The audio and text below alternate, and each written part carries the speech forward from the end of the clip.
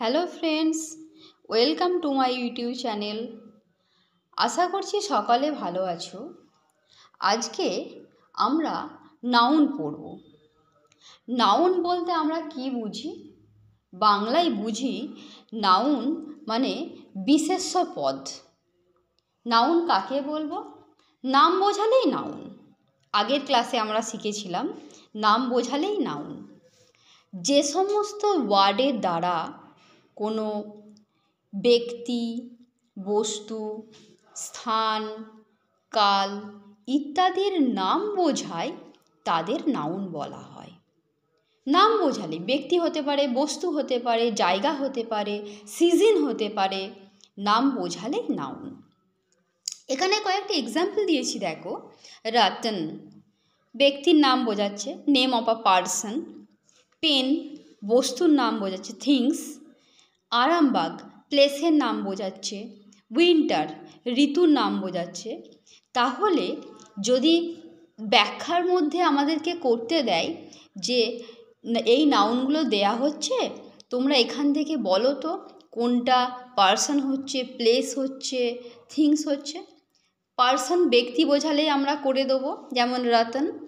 Things বস্তু বোঝাচ্ছে, pen করে দিতে পারবো। প্লেস হচ্ছে জায়গা বোঝাবে, যেমন এখানে আরামবাগ দেওয়া আছে। আশা করছি কারোর কোনো সমস্যা হবে না। এরপর দেখো নাউনের ভাগ শিখব আমরা। নাউন 5 প্রকার, যথা proper noun, common noun, collective noun, material noun. Material নাউনের আরেকটা নাম আছে কংক্রিট নাউন। আর শেষে আমরা পড়ব অ্যাবস্ট্রাক্ট নাউন। প্রপার নাউন বলতে আমরা কি বুঝি? নির্দিষ্ট করে যে নাউন বোঝাবে সেটিই প্রপার নাউন।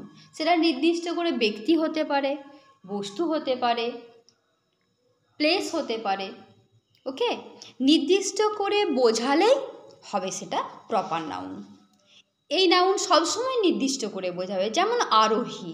এখানে এক্সাম্পলে লিখেছি আরোহী একটা পার্সনের নাম। ইমন এটাও তাই, পার্সনের নাম। কলকাতা প্লেসের নাম, নির্দিষ্ট করে বলে দিচ্ছে।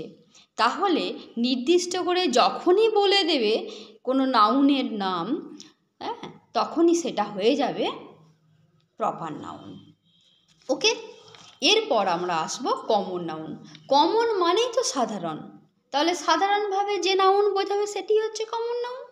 মানে নির্দিষ্ট করে বলবে না, ওখানে যেমন নির্দিষ্ট করে বলে দিচ্ছিল, এখানে নির্দিষ্ট করে বলে দেবে না, সাধারণভাবে বোঝাবে। যেমন ধরো বয়, বলছে না যে রাম, বলছে না যে রাজ, বলে দিল বয়। ডগ বলছে না যে অ্যালসেসিয়ান, বলছে না যে বুলডগ। ওকে, কাউ বলছে না যে অস্ট্রেলিয়ান, বলছে না যে দেশি কাউ। মনে রাখতে হবে যে নির্দিষ্ট করে না বলে যদি সাধারণভাবে বুঝিয়ে দেয়, তখনই সেটা হয়ে যাবে কমন নাউন। এরপর দেখো কালেকটিভ নাউন। কালেকটিভ মানে কি? আমরা তো বুঝি কি, দল বোঝাচ্ছে, একগুচ্ছ বোঝাবে। যখনই দল বোঝাবে তখনই সেটা হয়ে যাবে কালেকটিভ নাউন। যেমন ধরো আমরা যে বলি ফ্যামিলি, ফ্যামিলিতে কি আমরা একা একা থাকি? ফ্যামিলিতে বাবা থাকেন, মা থাকেন, ঠাকুমা থাকেন, দাদু থাকেন, ভাই বোনেরা থাকেন, একসাথে আমরা অনেকজন মিলে থাকি। সেহেতু এটাও দলের মতনই বোঝাচ্ছে, তাই ফ্যামিলিটা হয়ে গেল কালেকটিভ নাউন। টিম, একটা টিমেতে একজনে তো আর টিম হয় না, বেশিজন থাকে, সেটাও হয়ে যাচ্ছে দল। ক্লাস, একটা ক্লাসে কি একটা স্টুডেন্ট থাকে? অনেকজন থাকে, তাই ক্লাসটা হয়ে গেল কালেকটিভ নাউন। এরপর আমরা আসবো ম্যাটেরিয়াল নাউন বা কংক্রিট নাউন। ম্যাটেরিয়াল নাউন বা কংক্রিট নাউন বলতে কি বুঝবো? পদার্থ বোঝাবে। পদার্থ বোঝাবে বলতে কি, ধরো বই, খাতা, পেন এইগুলো হতে পারে, মানে যেটা একটা জায়গা দখল করে আছে আর কি। ধরো এই যে উড, উড মানে কি? কাঠ। গোল্ড সোনা, বুক বই, এইগুলো সবই হচ্ছে পদার্থ, তাই এটা হয়ে গেল ম্যাটেরিয়াল নাউন। আর এর আরেকটা নাম তো আমরা জানি, কংক্রিট নাউন। এরপরে আমরা আসবো অ্যাবস্ট্রাক্ট নাউন। অ্যাবস্ট্রাক্ট নাউনটা কি? মনে রাখবে অ্যাবস্ট্রাক্ট নাউনটা হচ্ছে এমন নাউন যেটাকে টাচ করা যাবে না, ফিল করতে হবে, মানে স্পর্শ করা যাবে না, বুঝে নিতে হবে আমাদেরকে। স্পর্শ করা যাবে না, বুঝে নিতে হবে, মানে ফিল করতে হবে। যখন আমরা এই রকম নাউন পাবো সেটা হয়ে যাবে আমাদের অ্যাবস্ট্রাক্ট নাউন।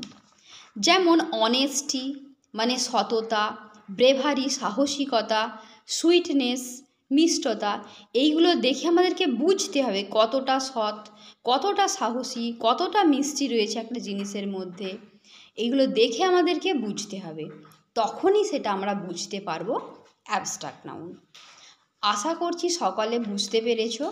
আমি তোমাদেরকে একটা হোম টাস্ক দিচ্ছি, তোমরা করবে, বলবে যে এটা হচ্ছে কি নাউন। লেখো পেন, এটা কি নাউন আমাকে বলবে। আর স্টুপিডিটি,